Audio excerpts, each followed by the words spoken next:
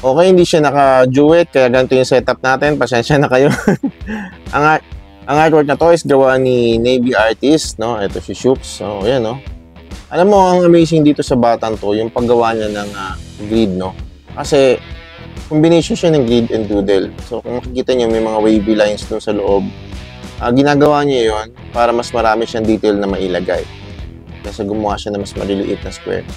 Ang galing, oh. Alam mo, mahirap dito sa family portrait na to is tatlo yung ginagawa niya. So, dapat tatlo na magkakamuka, no?